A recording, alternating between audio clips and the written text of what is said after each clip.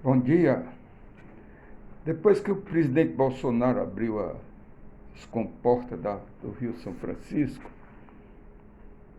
lá em Penaforte, a profecia do primo do meu bisavô está se cumprindo. O sertão vai virar mar. Realmente é muita água, senhores. E a água que nós vamos receber aqui é justamente aquela água que estava faltando para o matuto poder produzir, beber, dar de beber os seus animais. Não é uma água como aquela do rio Amazonas que vai toda para o mar. A água que está entrando aqui no Nordeste, ela está enchendo todos os reservatórios imensos de água que hoje estavam tudo praticamente secos.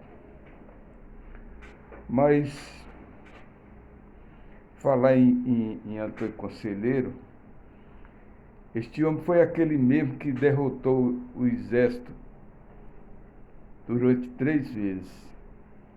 Ele estava construindo uma igreja lá no sertão, no interior da Bahia, e tinha comprado as linhas de madeiramento para cobrir a igreja e nunca mandaram entregar.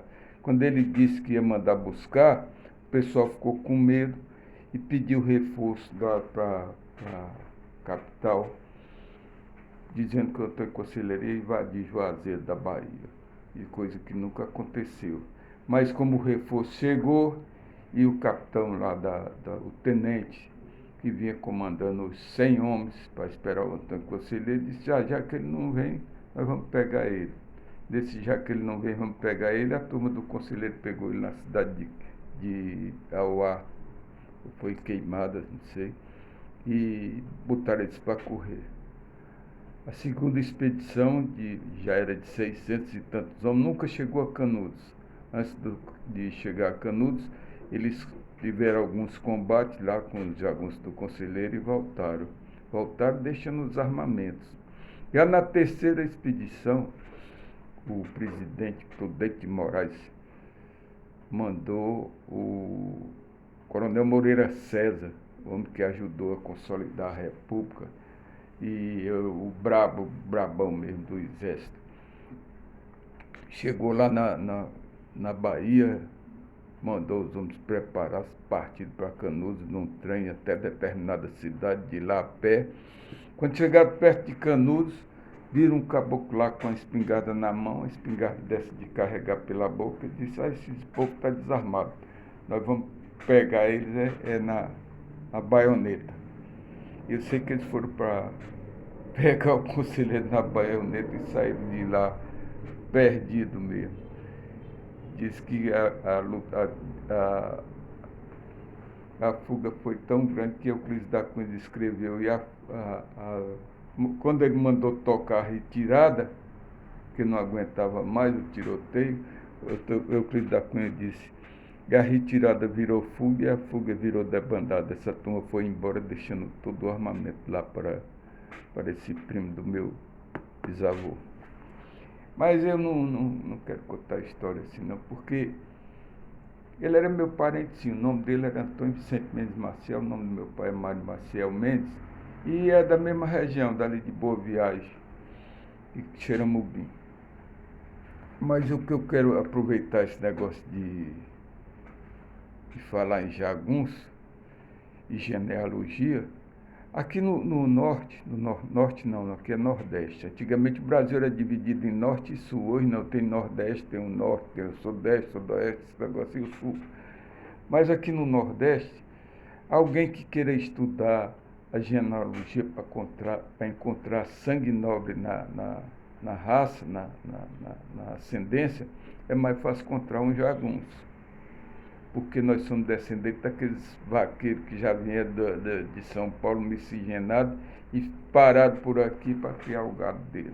Não tem negócio de sangue nobre aqui no nosso sertão, não. E por falar nisso, eu vou contar a história do meu primo Olavo, que o avô dele, que é meu parente, né, que ele é meu primo, ele era prefeito da cidadezinha do interior, chamada Coité. Ele, por ser o prefeito, ele também cuidava das armas. E lá dentro da casa dele tinha um quarto reservado para guardar essas armas, toda já oleada, arrumadinha, com as balas, tudo certo, para receber algum caboclo que se metesse lá e invadir a cidade. E um dia ele estava lá no alpendre, né, se balançando na rede, para lá e para cá, se balançando na rede, quando chegou um elementozão com aquele chapelão de couro cheio de estrela aqui na aba, tortado assim para baixo. Ele olhou assim de relance, aí o cabo disse: "O senhor que é o prefeito?" Ele disse: "Sou eu sim, o que é que você quer?" Ele disse: "Eu sou o lugar-tenente do Lampião e vim aqui avisar o senhor que o senhor vai ajeitando as armas aí que ele vem buscar. Ele vem buscar e quer levar tudo direito." Aí ele olhou assim e disse: "Você é o Corisco, né?" Ele disse: "É, eu já sei das suas atrocidades, que você mata o povo por aí, não sei o que, mas você veio." Ele mandou me dar o recado, porque sabe que eu também não sou manso, não. "Você diga o Lampião, e se ele vier aqui, eu vou dar um chute na bunda dele e vou dar um chute na bunda da Maria Bonita, e que ele não vai levar nada aqui, não." O cara: "Ó, rapaz, não diga isso com o capitão, que o senhor vai se dar mal." "Pois diga, vamos ver quem é que vai se dar mal." Aí o caboclo saiu, passou-se uns 3 semanas, chegou o Lampião, uns cangaceiros dele, tudinho, o Corisco disse: "Está aí o homem, deitado na mesma rede, se balançando. O que é que o senhor quer que faça com ele? Quer que a gente dê agora logo, ou o que é para fazer?" Aí o Lampião disse: "Homem, rapaz, deixa esse homem.